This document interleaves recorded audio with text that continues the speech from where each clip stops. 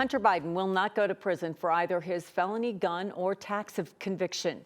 Good evening. I'm Kim Christensen. And I'm Tom Green. President Biden pardoned his son today after repeatedly saying that he wouldn't. A federal court in Delaware convicted Hunter Biden in June of 3 felonies.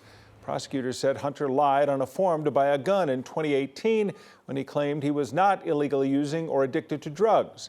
He was supposed to stand trial in September in a separate case out of California, accusing him of failing to pay nearly $1.5 million in taxes. He pleaded guilty in that case. Hunter was set to be sentenced for both convictions later this month. In a statement, the president said he made the decision to pardon his son this weekend, claiming that politics tainted the process and calling it a miscarriage of justice.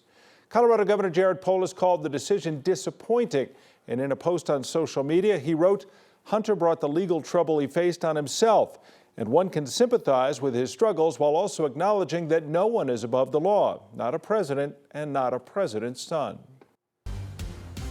It was a nice day across the Denver metro area, and the sunny weather will stick around for a bit. Here is 9 News meteorologist Lauren Robinson with a quick look at the forecast. Yeah, that sunny sky is going to continue to just stay over Colorado for the foreseeable future, actually. And with it, we're going to continue to see temperatures climbing as well. This afternoon, we made it to 51 degrees for the second day in a row at DIA. Now, of course, those temperatures cooling. We're at 31 degrees right now. Most of the Front Range and Eastern Plains in the upper 20s and lower 30s. A little warmer even in Greeley, 34 degrees right now. We're seeing those teens and 20s in the high country. Gunnison just cannot get a break. It has been so cold there, 2 below zero right now, and then we're seeing those middle 20s to low 30s across the western slope. Now, as we take a look at our live radar, we've seen this system all across the Northeast that's really not moving, and that means we're going to be stuck under a ridge of high pressure for the foreseeable future. That means we're going to continue to see sunny skies and warming temperatures. So coming up in my full 7-day forecast, we're going to talk a bit more about the sunny skies that'll be continuing. Temperatures likely to reach 60 degrees on Tuesday, and if you're heading out for the Broncos game,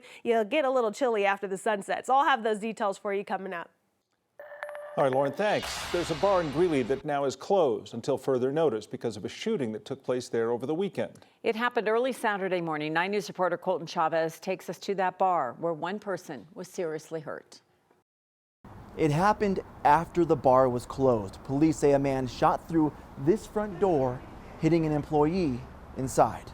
It was a couple guys got in a fight with another guy. What started as a fight ended in gunshots. Our 2 young women that were closing were clueless as to what was about to happen. Newt Weiler owns Weiler's Pub and Grill. He says his employees were closing down for the night when someone started shooting. They shot through the wall approximately 20 times and about 40 times through the door. The bar's general manager was seriously injured. Greeley police say officers performed life-saving measures, then carried her to the ambulance that took her to the hospital. They were at the hospital even before I was able to get there. She had surgery and is expected to survive.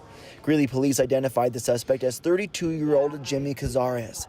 They arrested him at his home on several charges, including attempted murder.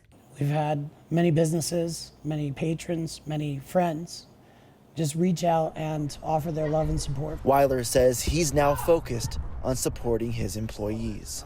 The physical repairs are the easy part. You know, it's going to be the emotional stuff that we want to make sure that everyone is okay moving forward. And Weiler tells me he hopes to reopen the bar this week, but he wants to make sure that his employees are comfortable when he does. In Greeley, Colton Chavez, 9 News. Investigators are looking into the cause of a house fire in Centennial that left a firefighter and 2 deputies hurt. South Metro Fire says the home on South Gibraltar Lane near Fox Hill Park caught fire just before noon. Firefighters got everyone out safely. The agency says medics treated 2 deputies who rescued 2 minors from the backyard, and a firefighter was hospitalized. It's not clear how serious their injuries are. 1 dog and 5 cats are still unaccounted for. A man who Adams County deputies shot yesterday has now died from those injuries. The sheriff's office says deputies responded to a welfare check on a man with access to weapons at a home near Federal and Highway 36. It all happened just before 5 yesterday evening. The deputies say that man had an axe or something similar and approached deputies. Investigators say they shot him after telling him several times to drop it. That man died at the hospital. The deputies have not yet publicly identified him. Today marks 7 years since someone killed a high school student in her home in Park County.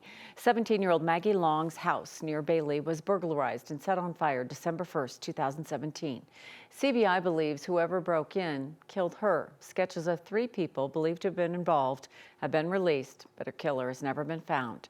A hotline to submit tips is still active, and a $75,000 reward is being offered for information that leads to an arrest. Tonight, people around the Denver metro area joining the many marking World AIDS Day. It started in the 1980s, hoping to unite people in the fight against HIV and AIDS. The Park Hill United Methodist Church held a memorial candlelight walk earlier tonight to remember people who died from AIDS and AIDS-related illnesses. Remembering those whom we have loved and lost, and to keep as a focus the many, the multitude in our world that are invisible, that feel like they are an outcast living on the margins of our society with HIV/AIDS. That candlelight walk was followed by a service encouraging healing and hope. And President Biden marked the day by presenting the AIDS Memorial Quilt at the White House for the first time. 124 sections of it were laid out on the South Lawn. The quilt has been around since 1985, commemorating the people who've died from AIDS-related illnesses. Right now, 1.2 million people are living in the United States with HIV, which can lead to AIDS.